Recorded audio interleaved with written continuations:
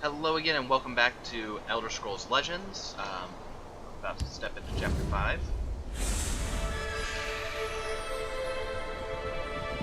Dominion guards.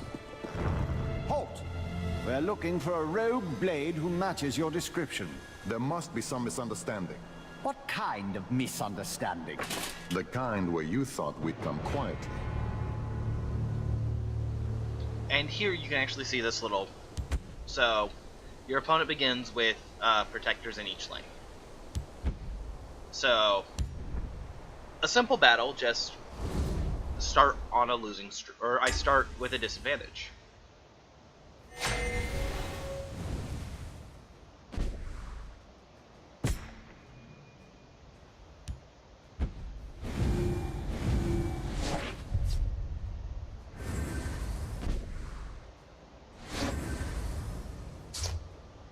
Halt in the name of the Jarl.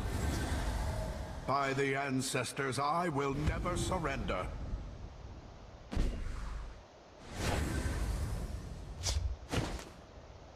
Guards must be destroyed before you can attack other enemies in their lane. Their deaths will bring glory to the Empire. You have no idea the power I wield.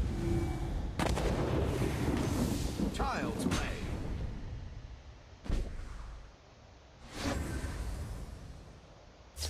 So, here, I only have 3 mana. This is a little bit tricky, because what seems like should be the best choice is throw out the Orc's Clansman to power her up so she can just break her through her guard, and to give him the Steel Scimitar so he can take out his guard, but also be able to survive the agent. However, it's also really tempting to take out this 2/2, because the guards have no damage, so keeping them up or not doesn't really affect me. Well, I mean, I can't start doing damage, but I'm not starting aggressive here. But that does seem like the best option. Actually. It shall be so. You have no idea the power I wield.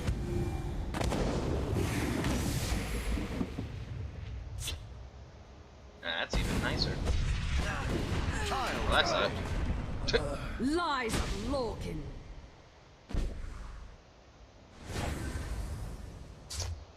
So, put him in lane, take out that, because 4 damage to face is always nice. It does kind of mess up the curve a little bit, but... Lies of Lorkin. Lies of Lorkin. On your guard.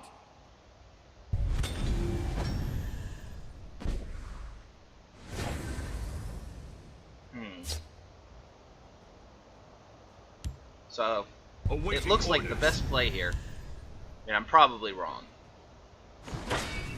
For the grave. So I can smash straight through that, Tell me your injuries. and then I can also give him the power-up so that the 4/1 can't just smash him straight. It would take both of them, and that way they also can't clear out this lane and face You me. have no idea the power I wield.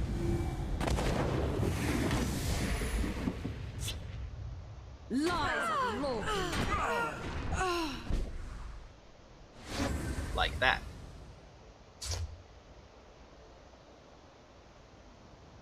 I'm ready for anything. Awaiting your command. And I think I might have forgot to attack with the other side. I hear and obey.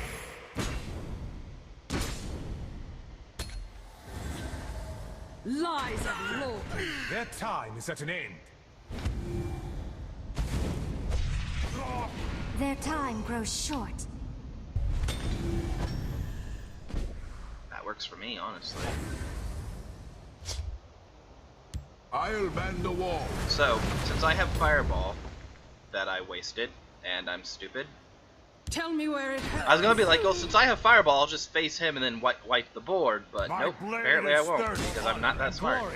Gore and glory.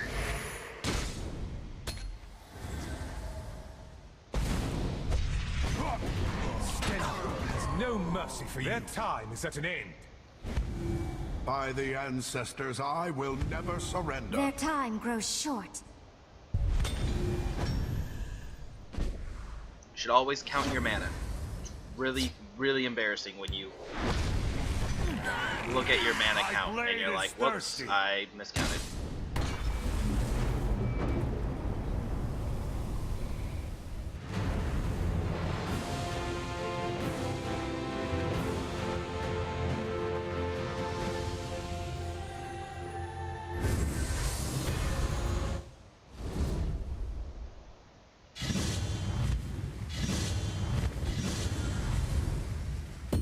Yeah, as I was saying. So I can change him into a guard, a 3/6 guard, or a 6/3 with breakthrough. Breakthrough is trample if you play Magic the Gathering. So whatever damage then goes on to actually hit the player. Honestly, I think that the 3/6 guard is a little bit better than a 6/3. 3 damage takes out a lot of creatures, and not a lot of creatures can hit for 6. My strongest hitter at the moment is a 6/2. So that does make the 6/3 slightly tempting, but anything that can take out a 6/2 can probably take out a 6/3. However, a 6 defense is much harder to take out. And at the same time, I do have the ability to get the other card through card packs and the like. Although I probably won't get it through any of these card packs because these are all sanctioned and very specific. And you see I actually did get a card that's very similar to the Hive Defender in this 4/7 Tiger, but that's a 4/7 for 6 versus a 3/6 for 4.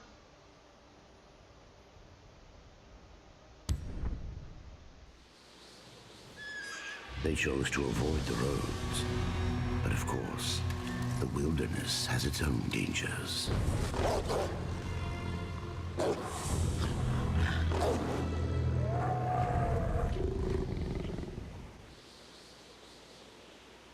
So here, we check this mission.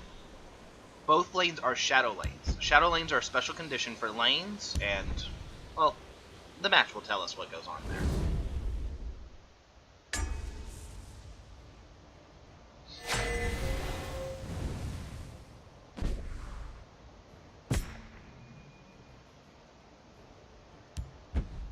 Keep your guard up, or these wolves will tear us apart from the shadows.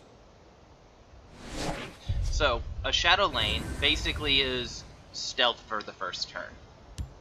So, no matter what you throw out, shadow lane, you gain cover for a turn. You can Creatures basically be with cover guaranteed you're going to get the can't next be one. attacked. So since that creature can't be attacked, this little wolf isn't going to be able to attack my imp. Their deaths will bring However, glory to the Empire. As you can see, now he's no longer covered, so might as well face.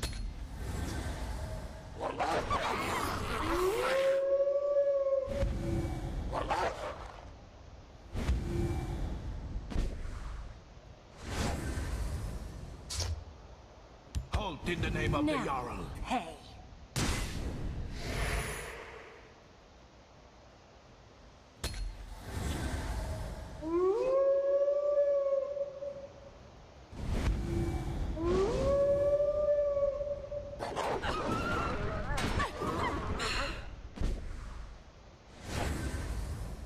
Support cards once played. Okay, so this is an ongoing effect. So from now on, all my creatures will have +1 to defense. It shall be so. Or strength, or like that's toughness? I don't remember. Yeah, that's mine, so that's probably toughness.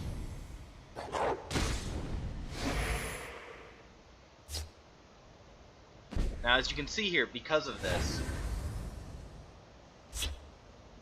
imbalance here, like this card right here, if I can take that card out, it levels out my playing field a little bit. I can take him out, or I can just keep punching.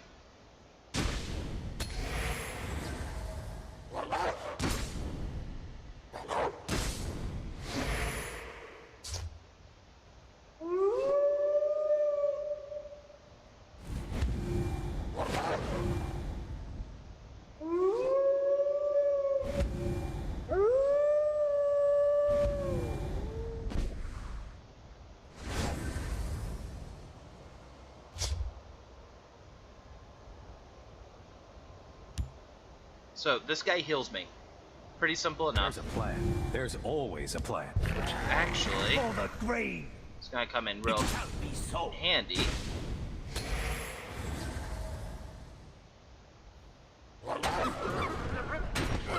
Since they'd have to basically give up their entire build to even be able to work on me. And as a 3-3, he's not exactly a pushover.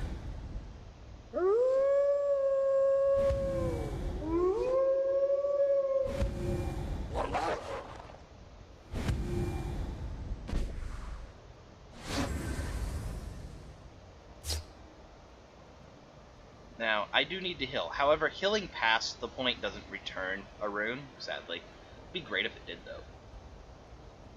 Now, if I was really worried about my health, throwing out the tusked bristleback and the soldier would probably be the best play. However, just throwing out the tiger is probably more than enough. And I can... Well, actually, this guy has protection for 2 taunts. For the grave. You won't foil my plan. And I just wasted an attack. That was stupid of me. I mean, I have lethal, it's just misplays for days.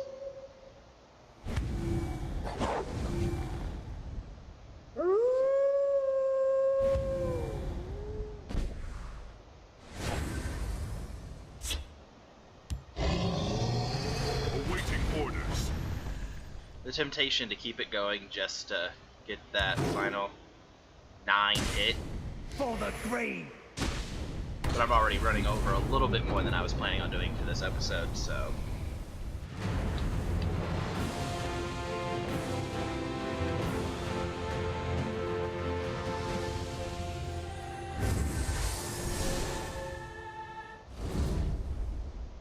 Once they dispatched the beasts, they heard a whimpering sound. Under a nearby bush lay a cowering wolf pup. Did they take it in? So, here's another one. Abandon it, you get a cast out, turn a creature to its owner's hand. I don't really like that card very much. I mean, it's great if you have somebody who's been powered up a bunch, but, I mean, here, use this card again. Doesn't really sound all that appeasing. Versus Snow Wolf, which is a 1/3 for 2. However, if you have the most creatures in that lane, it gets +2, so it's a 3/3. So as long as you have the advantage in the lane, it's a 3/3. If not, it's still a 1/3 for 2, which is not horrible.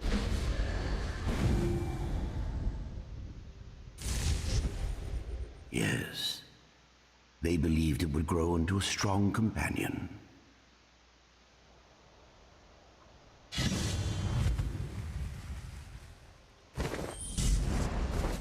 Prophecy. Yes, Prophecy cards are the cards that, if you draw it with your rune, it plays instantly. So, as you can see here, some of these are kind of nice. Like, oh, take a ton of damage, kill a creature, or 5 mana, and then this one's deal to all creatures in this lane.